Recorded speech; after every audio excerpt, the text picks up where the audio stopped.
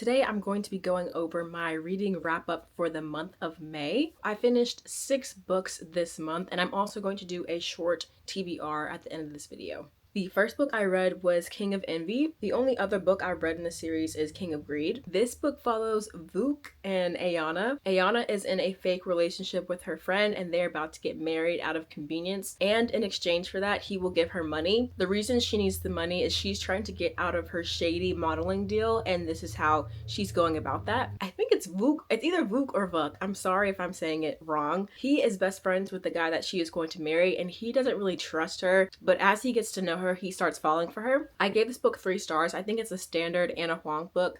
I am not the biggest fan of this author. I think a lot of her books are kind of cringy. What is that series that she did? Hold on. Yeah, like the Twisted series, those books cringed me out so bad. The thing about this author is that sure, there are differences within all of the books that she writes, but they all end up feeling so similar. They all have different plot lines, different characters, but they feel the exact same. That being said, I didn't hate this book. My main complaint is that the mafia part of this book was fine in the beginning, but around 70% I got tired of it. The next book I got to was Ninth House by Leigh Bardugo. This is a dark academia fantasy that follows our main character Alex. She is in the secret society and they protect the public from what they call the Greys. Her mentor ends up missing and there is a murder that she has to investigate on her own. I gave this book 3 stars. I was actually filming a reading vlog for this video, but I ended up not really enjoying the book as much as I thought I would, so I cut it. I thought it was an interesting concept. I liked the secret society of it all, but I did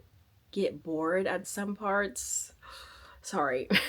I know people love this book. I really like the atmosphere that it had though. I feel like this is a book that would be perfect for the fall, and maybe reading it then would have gave me a deeper appreciation for it, but at this time, it wasn't for me. The next book I read was The Favorites. This follows 2 ice dancers on their journey to win an Olympic gold medal. This book was super entertaining. I had a lot of fun reading it. Going into it, I thought these characters were going to have a very straightforward romance, and that's not what this book has. If this book is in the romance section of your Barnes & Nobles, I would be a little bit confused. To me, this is a fiction book with a romance subplot because I think too much goes down for it to just be a standard, straightforward romance book, but in a good way. These characters are really messy, but it was fun to read about. The next book I read was Great Big Beautiful Life. This story follows Hayden and Alice. They are both writers and they are in this competition to see who gets to write the book of Margaret Ives. I am not an Emily Henry warrior. There are some books she has that I really enjoyed, and there are definitely some that I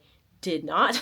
I was hesitant to read this book because the people that normally enjoy Emily Henry weren't loving it, so I figured that I wouldn't either. But I got this through the library just to try out, and I ended up enjoying it. I ended up giving this book 3.75 stars. It wasn't perfect, but it was definitely more enjoyable than some of the other Emily Henry books that I've read. I would say that out of all the books I've read from her, it sits somewhere in the middle. I understand the criticism of this book, and I would agree with some of it, but I did think Hayden and Alice had chemistry. I do think we could have spent a little bit more on their romance instead of Margaret's backstory. The book would have ended up being more well-rounded. The next book I read was Clockwork Angel. I gave this book 3 stars.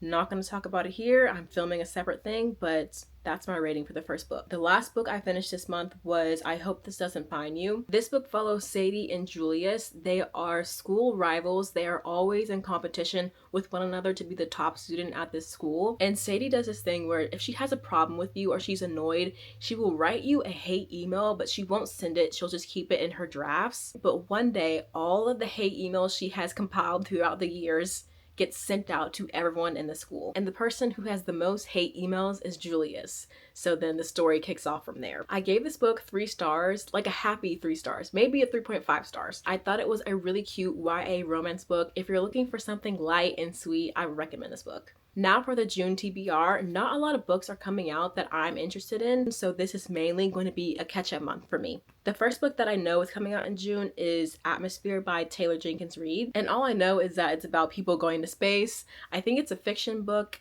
but it has a romance subplot, so that's going on the TBR. And then the last book is Bury Our Bones in the Midnight Soil by V.E. Schwab. They are not my favorite author. I've read A Darker Shade of Magic. I think that's what that title is. And then I also read The Invisible Life of Addie LaRue.